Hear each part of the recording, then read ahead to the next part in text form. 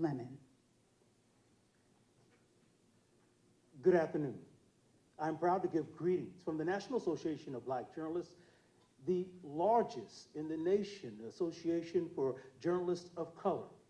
For 49 years, we have advocated for fair newsrooms and fair coverage of Black people in the news.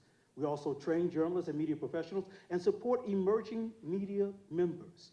I am proud to salute the 44 brave souls who established the National Association of Black Journalists in 1975.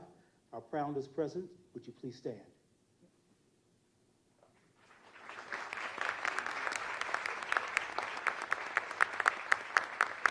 I'd like to also recognize our board of directors who work tirelessly for our members. Our board members present, please stand. Stand. We told them not to stand a few minutes ago, so did they change it? I salute our staff and volunteers who have made this event possible. Please stand or wave your hands wherever you are. And I also salute our esteemed members, those who are following us from home or at work. This special event is a function of our mission to inform journalists covering the news and provide a needed service to those looking to journalists to inform them better. Every 4 years, we ask the presidential nominees to meet with us and answer questions about important issues. I am proud to say that for the first time in 24 years,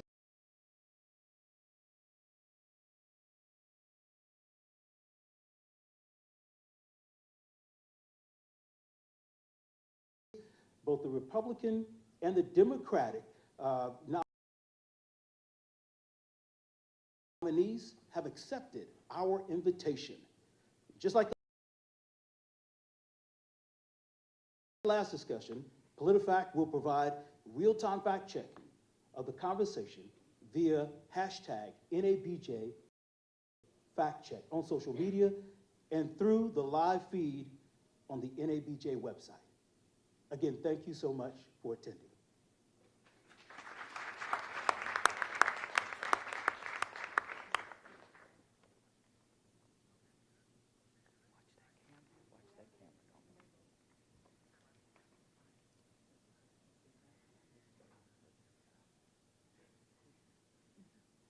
Let's meet our three moderators for today's discussion. Jaron Keith Gaynor is the White House correspondent and managing editor of politics for The Griot. Eugene Daniels is co-author of the Politico Playbook and is Politico's White House correspondent. Tanya Mosley is the co-host of NPR and WHYY's Fresh Air.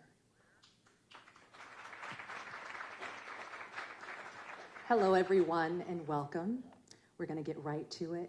Without further ado, Vice President Kamala Harris.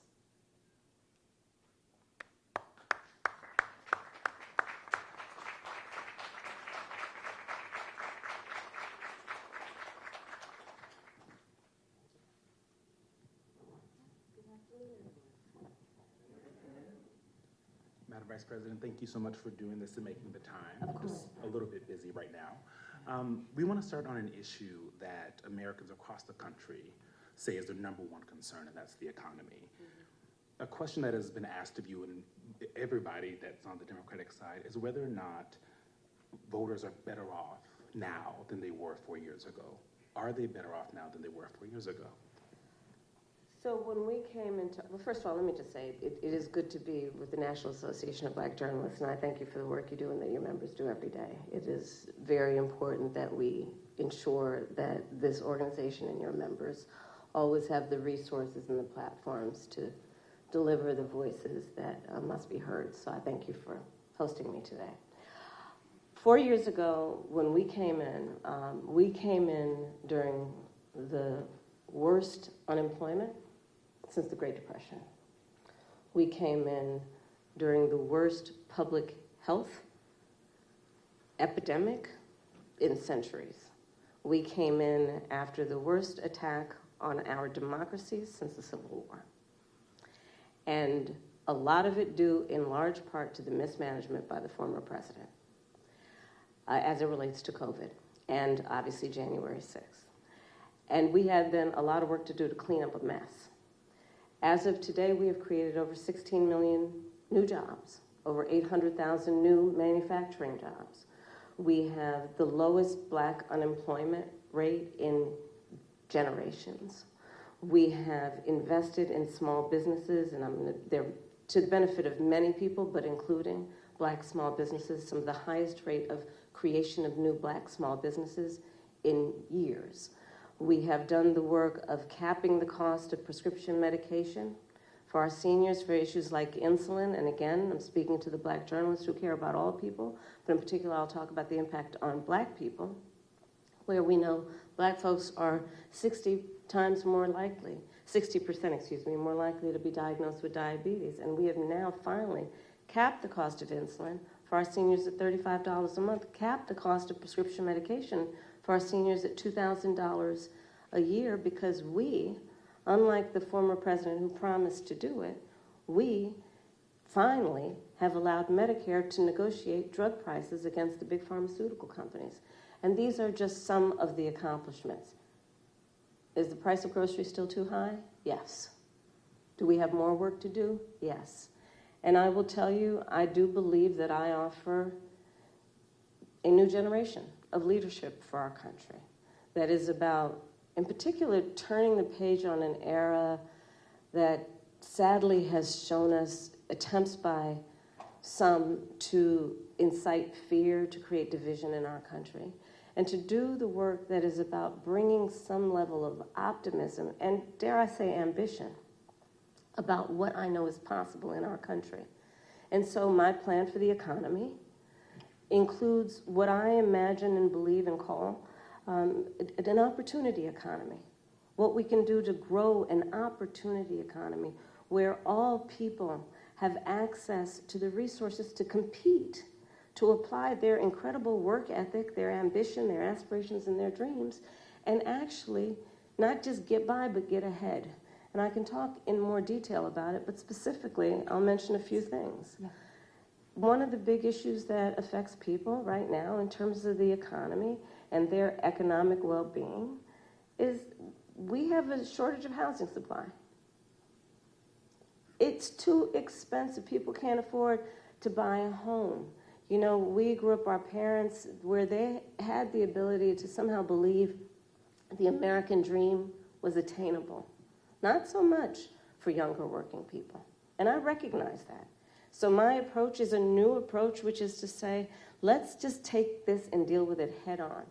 And part of my approach is to say, I'm going to employ and engage the private sector, in particular home builders with tax credits, to give them the incentive to create new housing, 3 million by the end of my first term, and understanding that not everybody is, handed a silver spoon, but works hard and is trying to save up for a down payment. Part of my plan under my opportunity economy is to give first-time home buyers a $25,000 down payment assistance so they can just get their foot in the door to be able to then engage in what will prove to be their opportunity to build intergenerational wealth. And here's my personal experience coming at that. I grew up a middle-class kid. My mother was hardworking. She raised me and my sister Maya. She saved up, and it was only by the time I was a teenager that she could afford to actually buy her first home. And I know, and I identify with, I know where I come from. Madam Vice and President. I know, but I'm just going to finish. I know that so many people work so hard and should have the opportunity to just get their foot in the door. Again, so it's not just about getting by, but getting ahead. Please. I'd like to ask you more about the opportunity economy. Housing is a part of it, as well as expanding the earned income tax credit, financial support, as you mentioned, for first-time buyers, and a $50,000 tax deduction for startups and small businesses. Yes. But I want to talk to you about the squeeze that millions of Americans are also dealing with that impacts their ability to work and make money, and that is child care and elder care. Yeah. And it's a squeeze for millions of people. In some parts of the country, it costs more for childcare than for rents. I think Bloomberg recently reported an average of $33,000 a year. So I'm just wondering, you mentioned that in your opportunity economy, a child tax credit, but that's just one part of an ecosystem. Right. Please tell us, what plans will you propose to guarantee that families can actually afford childcare and elder care? So to your point, it is sadly the state of affairs in our country that working people often have to decide to either be able to work or be able to afford childcare. Like they can't afford childcare and actually do the work that they want to do because it's too expensive and it doesn't actually level out in terms of the expense versus the income. My plan is that no family, no working family should pay more than 7% of their income in childcare. Because I know that when you talk about the return on that investment, allowing people to work, allowing people to pursue their dreams in terms of how they want to work, where they want to work, benefits us all. It strengthens the entire economy. We saw, for example, during the pandemic what happened. And it sadly has dissipated as a conversation that we need to resuscitate, which is the number of women that had to leave the workforce because of a lack of childcare and home health care. And so many of our families, and in particular women, end up carrying the responsibility. Men do too, of course. What we call people who are in the sandwich generation. Exactly. Who have young children and are also taking care of their parents. And it is just absolutely too expensive for them to be able to work and do that. So my plan is not only about 7% of income for working people for childcare, but also we need to do better for our childcare providers and our home healthcare providers in terms of ensuring that they receive the wages that they deserve based on the dignity of their work. I have spent time with home health care providers, and their work is some of the most taxing work you can imagine. And I actually, when my mother was sick with cancer, did a lot in terms of taking care of her. And the work that is about taking care of a loved one, in particular an elder, is extraordinarily heavy in terms of the emotional toll, the time it takes, and we do it because that is what we do, but not everyone has the ability to take time from work to do it, and they need help, and we need to make sure we have home health care workers that can help them. But I want to also get back to the earlier point that you made about extending the child tax credit. So part of my new approach is we need to expand the child tax credit. And so part of my plan that is under an opportunity economy is to extend and expand the child tax credit to $6,000 so that young families in particular, for the first year of their child's life, which is an extraordinarily important time in their development, have the resources to be able to buy a crib, buy a car seat, buy children's clothing, and not have to worry about whether they're going to be able to meet their other needs. And I don't need to remind anybody here, especially these esteemed journalists, but when we expanded the child tax credit a couple years ago, we reduced black child poverty by half. And so again, if you talk about the benefit, and if you think about the benefit to the economy overall, it strengthens our economy to do things like pay attention to affordable child care, affordable home health care, and extending the child tax credit. Madam Vice President, Black men, as you know, are a closely watched voting bloc. You've hosted Black men at your residence. Yep. You have engaged Black men and centered them in your economic opportunity tour. Mm-hmm. But polling shows that some Black men, particularly young Black men, are considering voting for Donald Trump, and they see him as better for the economy. What is your message to young Black male voters who feel left out of this economy, and how can your economic policies materially change their lives? So I appreciate the spirit of the question, but I'll tell you, I've often been asked this question in a way that I've had to respond by first saying that I think it's very important to not operate from the assumption that Black men are in anybody's pocket. Black men are like any other voting group. You got to earn their vote. So I'm working to earn the vote, not assuming I'm going to have it because I am Black. but because the policies and the perspectives I have understands what we must do to recognize the needs of all communities. And I intend to be a president for all people. Specifically as it relates to what we need to do, to your point around economic opportunity. Yes, I started way before I was at the top of the ticket at what I called an economic opportunity tour, focused on Black men. Understanding that, for example, we have so many entrepreneurs in the community who do not have access to capital, but they've got great ideas, an incredible work ethic, the ambition, the aspiration, the dream, but don't have the relationships necessarily. So my work has included, as vice president, getting billions more dollars into community banks, including working with the big banks to do that, so that we can increase access to capital for our small businesses, for our startups. Part of my plan under my economic opportunity plan going forward is that right now, startup entrepreneurs, small businesses only get a tax deduction of $5,000. Nobody can start a small business with $5,000. So I'm expanding that to $50,000. Understanding, again, that when people have the opportunity to have the resources to get started, they're going to put the good ideas, they're going to put the hard work into it.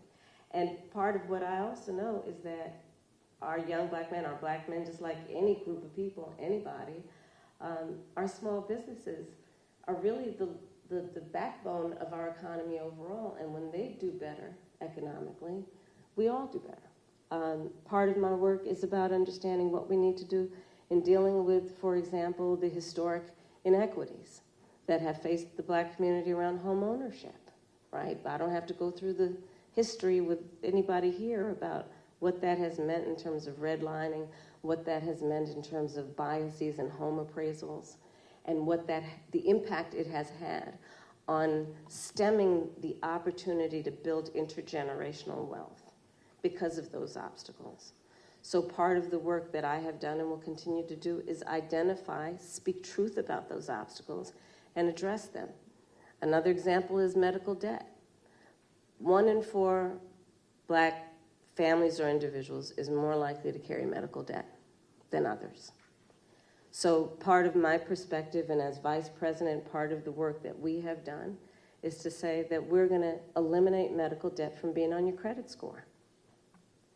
Because until now, medical debt worked against your credit score, and people know their credit score like your weight, right? You know that number. And the difference between what that number is and what it needs to be is the difference between you being able to get a car loan, a small business loan, or even a leasing on an apartment. And so part of my approach is understanding the obstacles that traditionally and currently exist to allow anyone, including Black men, be able to achieve economic wealth. And I'm going to tell you, I don't think it is sufficient to just only talk about economic policy around reducing unemployment. It is an important marker, and I'm proud of the work that we've done thus far. But it should be a baseline there. Everybody's working. The point is, do people have an opportunity to build wealth? If that's what they choose to do, if that's what they want to do. And a lot of my perspective as we go forward is just that. I believe that there are a lot of opportunities that are available to the American people if we just see people and understand what they want for themselves and their families and then meet them where they are. Madam Vice President, I want to switch gears a little bit and talk about the war in Gaza. Mm-hmm. You've called for a ceasefire hostage deal and a two-state solution as an end to the war for many months now. And while you've expressed support for Israel to defend itself, a two-state solution and a ceasefire are at odds with what Benjamin Netanyahu has said is their right to defense. If it matters, as you say, how Israel defends itself, where do you see the line between aggression and defense? And our power as Israel's ally to do something? Okay, a lot to unpack in what you just said. So let's start with this.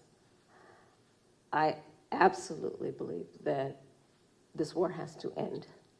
and it has to end as soon as possible. And the way that will be achieved is by getting a hostage deal and a ceasefire deal done. And we are working around the clock to achieve that end. Stepping back, October 7, 1,200 Israelis were slaughtered, and actually and some Americans, by the way, in that number, slaughtered. Young people who were attending a concert, women were horribly raped. And yes, so I have said, Israel has a right to defend itself. We would. And, But Madam Vice but President, let me I think finish. my ask is the But no, difference let me between finish. aggression and No, defense but it's important to put it in context, which is what I'm doing, and I'll get to that. And so how it does so matters. And far too many innocent Palestinians have been killed, women and children. We have seen with horror the images coming out of Gaza, and we have to take that seriously. And we have to agree that not only must we end this war, but we have to have a goal of a two-state solution, because there must be stability and peace in that region, in as much as what we do in our goal is to ensure that Israelis have security and Palestinians in equal measure have security, have self-determination, and dignity. A question for you on that, though. What levers does the U.S. have to support Palestinians in their right to self-determination? And is it even possible as Israel's ally? Well, absolutely.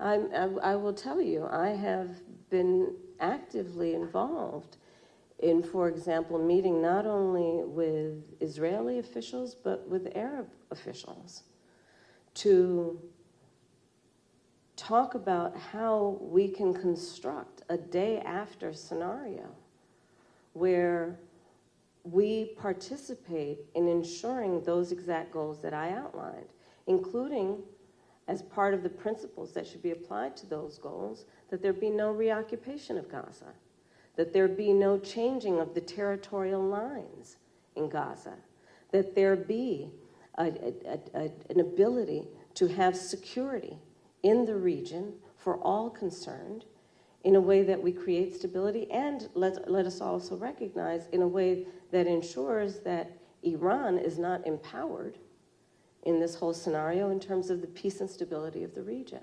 But absolutely, the United States of America absolutely has a role, which is why we have been active, in particular with the Qataris and the Egyptians, around attempting to get a deal done and get it done as quickly as possible. But Madam Vice President, just to follow up really quickly, is there a specific policy change that you as President of the United States would say you would do that would help this along? Because you've gotten a lot of credit for emphasizing the humanity of Palestinians. Mm-hmm. But what I often hear from folks is that there's no policy change that either you or President Biden have gone and said they would do. Is there a specific policy change as president that you would do in our helping of Israel? We need to get this deal done, and we need to get it done immediately, and that is my position, and that is my policy. We need to get this deal done. But in the way that we send weapons, in the way that we interact as their ally, are there specific policy changes? Well, Eugene, for example, one of the things that we have done that I am entirely supportive of is the pause that we've put on the 2,000-pound bombs. And so there is some leverage that we have had and used. But ultimately, the thing that is going to unlock everything else in that region is getting this deal done. And I'm not going to disclose private conversations, but I will tell you I've had direct conversations with the Prime Minister, with the President of Israel, with Egyptian leaders, and with our allies. And I think we've made ourselves very clear this deal needs to get done in the best interest of everyone in the region, including getting those hostages out who, I mean, we saw the latest example of what happened with the six most recently, one of whom was an American citizen. But what do you say to those that say that's not enough, that stopping the 2,000-pound bombs the one time wasn't enough, that this administration, your possible administration, has to do more? Well, we are doing the work of putting the pressure on all parties involved to get the deal done. But let me be very clear also. I support Israel's ability to defend itself. And I support the need for Palestinians to have dignity, self-determination, and security as we move forward and get a two-state deal done. But right now, the thing we need to get done is this hostage deal and the ceasefire deal. We need a ceasefire. We need the hostage deal. I want to switch gears to racial justice, Madam Vice President.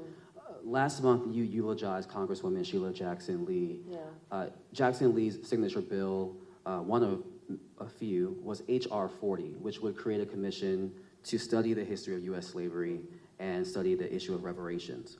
She introduced H.R. 40 every session of Congress, taking up the mantle from Congressman John Conyers. This is a bill that you have co-sponsored as a U.S. Senator. Yet, this has, despite the fact that this has been, similar commissions have been created on the state level and on the local level, is yet to pass in Congress, let alone come out of committee. Congresswoman Jackson Lee, Congresswoman Barbara Lee, and other advocates have called for President Biden to take executive action to create this commission. Would you, as president, take executive action to create this commission, or do you believe that it should happen in Congress? Well, first of all, as you mentioned, Sheila Jackson Lee, she was an extraordinary leader who we just recently lost, and she was a friend and a real champion for so many issues. So I feel compelled to say that about her. On the issue of what we need to do going forward, look, first of all, we just need to speak truth about history in spite of the fact that some people would try and erase history and try and teach our children otherwise. We need to speak truth about the generational impact of our history in terms of the generational impact of slavery, the generational impact of redlining, of Jim Crow law. I could go on and on and on. These are facts that have had impact. And we need to speak truth about it. And we need to speak truth about it in a way that is about deriving solutions. And frankly, I think that we, and part of that is studying it to figure out exactly what we need to do. But part of what we can do right now is, for example, what I'm talking about in terms of building an opportunity economy, which is addressing explicitly the obstacles that historically and currently exist and dealing with them. Student loan debt, medical debt, bias in home appraisals, what we need to do in terms of dealing with an issue that I have championed for years, Black maternal mortality, which is the fact that Black women are 3 to 4 times more likely to die in connection with childbirth than other women. And we know that the reasons for that include disparities that pre-exist her pregnancy, including disparities that exist in the system during her pregnancy. So all of those things must be addressed. But do you have a position on whether that should happen, this commission should happen through executive order or via Congress? I think Congress ultimately will have the ability to do this work. I'm not discounting the importance of any executive action, but ultimately Congress. Because if you're going to talk about it in any substantial way, there will be hearings, there will be a level of public education and dialogue that, and I think that was part of the spirit behind the congressional action thus far, to ensure that everyone can participate in this conversation in a way that elevates knowledge about history and the reference points that are the impetus of this conversation. Especially, again, when people are trying to deny history. When people are, so-called leaders are saying that enslaved people benefited from slavery. I mean, let's talk about the delta here in terms of the work that needs to be done. It's profound. Madam Vice President, I want to move to Springfield, Ohio, and what's happening there. We've seen school closures, parents worried about their kids leaving the home because of racist conspiracy theories that I won't repeat here, but they have been repeated by leaders on the Republican side, President Trump, former President Trump, and Vice Presidential nominee J.D. Vance. From your perspective, is this just a case of irredeemable racism that can't be mitigated by any rational action, or is this a situation in which a federal response could help this community heal? There's a question of resources and... Well, no, I'll let you finish and then I'll speak. It's a crying shame. I mean, my heart breaks for this community. You know, there were children, elementary school children, who it was school photo day. You remember what that's like? Going to school on picture day? Who were dressed up in their best, got all ready, knew what they were going to wear the night before, and had to be evacuated. Children. A whole community put in fear. And I'll say a couple things about it. One, you know, I learned a long time ago in my career, having a background as a prosecutor, when you have these positions, when you have that kind of microphone in front of you, you really ought to understand at a very deep level how much your words have meaning. I learned at a very young stage of my career that the meaning of my words could impact whether somebody was free or in prison. As Attorney General, I was of California, 5th largest economy in the world. I was acutely aware that my words could move markets. When you are bestowed with a microphone that is that big, there is a profound responsibility that comes with that. That is an extension of what should not be lost in this moment, this concept of the public trust. To then understand what the public trust means. It means that you have been invested with trust to be responsible in the way you use your words, much less how you conduct yourself. And especially when you have been and then seek to be again President of the United States of America. And so I go back to, it's a crying shame, literally. What's happening to those families, those children in that community, not to mention what is happening in terms of, look, you say you care about law enforcement resources being put into this because of these serious threats that are being issued against a community that is living a productive, good life before this happened.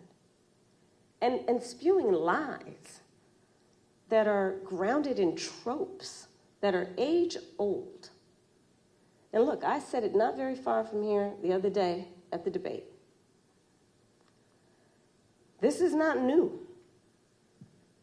This is not new in terms of these tropes. This is not new in terms of where it's coming from.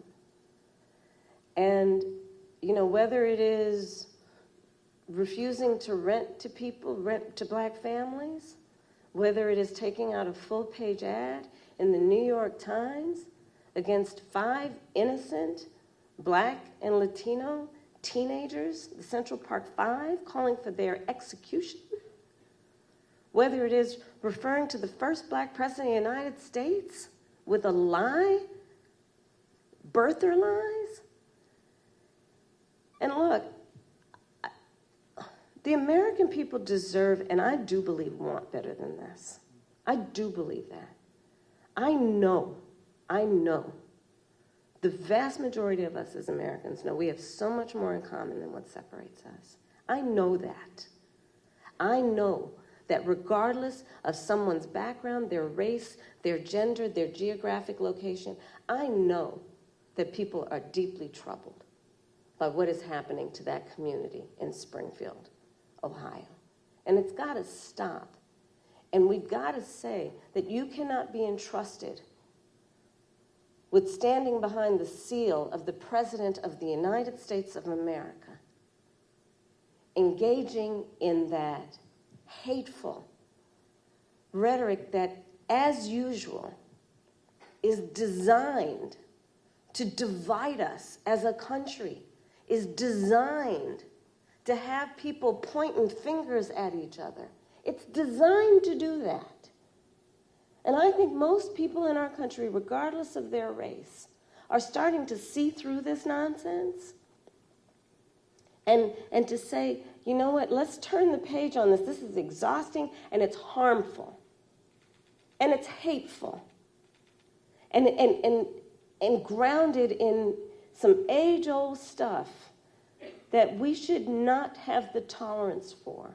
So let's turn the page and chart a new way forward and say, you can't have that microphone again. Madam Vice President, I'm switching gears again. Okay. Quick question. I want to talk to you about gun control. So you've said you support an assault weapons ban and universal background checks, and we actually learned during the debate that you are a gun owner. Mm-hmm. But in cities like Philadelphia, handguns are responsible for most homicides and violent crime. The most recent FBI data shows handguns were involved in 59% of murders in our country. How will you address the issue of the use of handguns? Because a push for an assault weapons ban only addresses a significant but small part of the problem. So, first of all, yes, I am a gun owner, and Tim Walz is a gun owner, and we're not trying to take anybody's guns away from them. But we do need an assault weapons ban. Assault weapons are designed to kill a lot of human beings quickly. Yes, and an have assault no weapons place, ban. and yes. have no place. I'm going to get to it. Yes. And have no place on the streets of a civil society. We need universal background checks, which, to your point about handguns, is about saying that it is just reasonable to want reasonable gun safety laws that say we should do background checks that we ought to know. It's just reasonable. You might want to know before someone can buy a lethal weapon if they've been found by a court to be a danger to themselves or others. You might just want to know. And respectfully, we do understand that. But you're asking yes. about... I'm you're asking specifically about handguns, because many of those handguns aren't universal purchased background in places. checks yes. apply to handguns. Yes. They do. But in many instances, those handguns aren't even bought lawfully. Yes.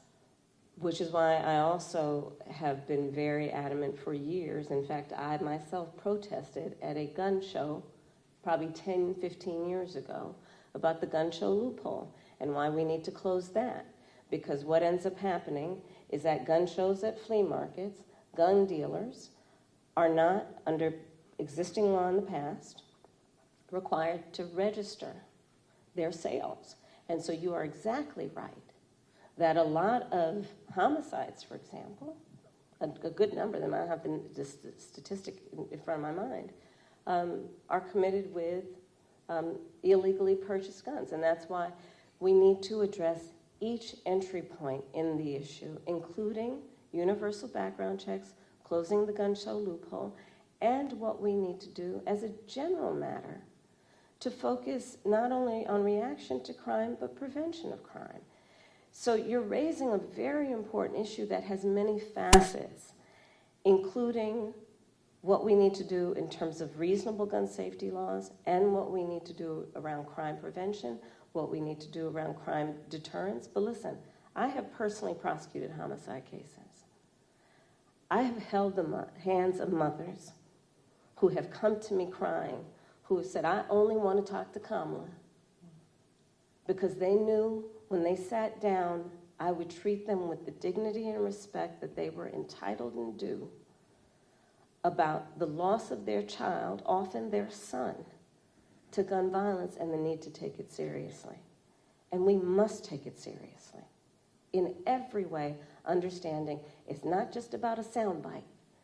It's about a comprehensive approach that deals with the tragedy of, to your point, everyday gun violence in America.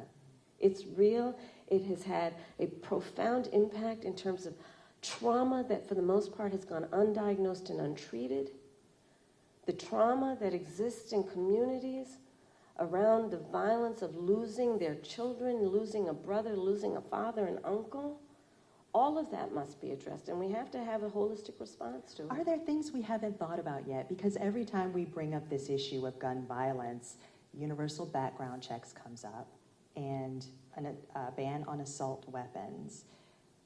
Are there other solutions that you're also thinking about that will get at this issue? Absolutely. For example, part of what we did as Vice President with the President, we were able to pass the first meaningful gun safety legislation in 30 years. And part of what that involved was millions and millions of dollars to put more mental health counselors in public schools, right? Because we know that there is an aspect of this that is about treating the trauma and dealing with it at its source before it ends up manifesting itself in a problem.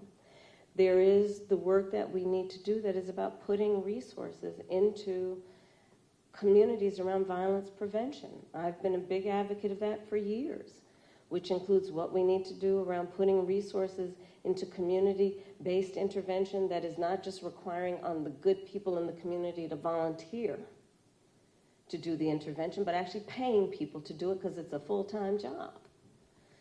It's about understanding what we need to do to, again, understand that, to your point, we have to have a holistic response to this issue and prioritize it instead of reacting to the tragedy that, sadly, they are too predictable. Let's all agree, enough of that. There are very few solutions that we haven't thought of.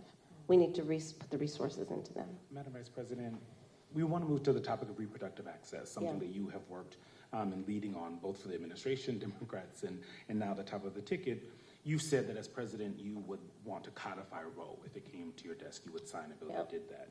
Roe protected access until fetal viability, which it also says is, quote, at about 7 months, but may occur earlier, even at 24 weeks. So do you similarly support also codifying Roe's restrictions, which allowed states to ban abortion in the 3rd trimester of pregnancy unless necessary to save the mother's life? We need to put the protections of Roe v. Wade back into law. And when that bill gets passed by Congress, I will proudly sign it into law. Understand what is happening in our country. Over 20 states have passed what I call Trump abortion bans because I understand how we got here. The former president handpicked 3 members of the United States Supreme Court with the intention they would undo the protections of Roe v. Wade. They did as he intended, and in state after state, laws have been passed criminalizing healthcare providers. I don't know if anyone here has heard most recently the stories out of Georgia. Tragic story about a young woman who died because it appears the people who should have given her health care were afraid they'd be criminalized after the Dobbs decision came down. Laws that make no exception even for rape or incest, which means that you're telling a survivor of a crime of a violation to their body that they have no right to make a decision about what happens to their body next, which is immoral. An approach that doesn't take into account that most people, I think, agree you don't have to abandon your faith or deeply held beliefs to agree the government should not be telling her what to do with her body. If she chooses, she will talk with her pastor, her priest, her rabbi, her imam, but it should not be the government or Donald Trump telling her what to do about her own body and her life. So that's where I stand. We need to put back in place the protection of Roe v. Wade and put that into law. And those restrictions that are also in We need to put back in place the protections of Roe v. Wade and let an individual, in consultation with her doctor, make the decision based on what she can determine, because she's smart enough to know what's in her best interest instead of having her government tell her what to do, especially a bunch of people in these state capitals who think they're in a better position to tell her what to do than she is to know what's in her best interest. Before we conclude, Madam Vice President, the Joyful Warrior has been used to describe You your didn't campaign. see that just a minute ago, though. Okay, I'm And- back to my joyful part. And your opponent and Republicans have at times weaponized you laughing in campaign ads, for example. Why is joy important to you to insert into this election? And what do you make of Republicans using that as a way to suggest that you're not a serious candidate? Well, sometimes I think, and I'll say to whoever the young people are who are watching this, there are sometimes when your adversaries will try and turn your strength into a weakness. Don't you let them. Don't you let them. I find joy in the American people. I find joy and optimism in what I see to be our future and our ability to invest in it. I find joy in the ambition of the people. I find joy in the dreams of the people. I find joy in building community. I find joy in building coalitions. I find joy in believing that the true measure of the strength of a leader is not based on who you beat down, but who you lift up. And I think we should all find joy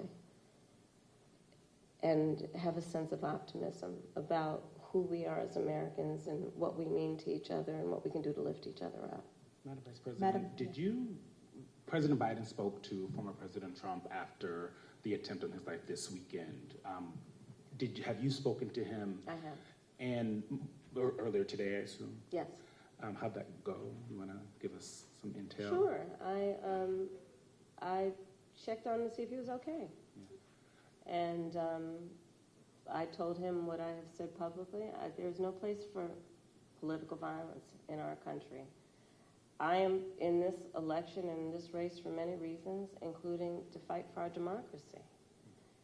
And in a democracy, there is no place for political violence. We can and should have healthy debates and discussion and disagreements, but not resort to violence to resolve those issues. On January 6th, your vehicle was allowed to kind of pass a viable pipe bomb. We've seen... No, I was in the building. You were in the building. And we've seen what's happening with former President Trump. Do you have full confidence in the Secret Service to protect all of you? I do. You feel safe, you and your family? I do. But, I mean, you can go back to Ohio. Not everybody has Secret Service. And there are far too many people in our country right now who are not feeling safe. I mean, I look at Project 2025, and I look at, like the Don't Say Gay laws coming out of Florida. Members of the LGBTQ community don't feel safe right now. Immigrants or people with an immigrant background don't feel safe right now. Women don't feel safe right now. And so, yes, I feel safe. I have Secret Service protection. But that doesn't change my perspective on the importance of fighting for the safety of everybody in our country.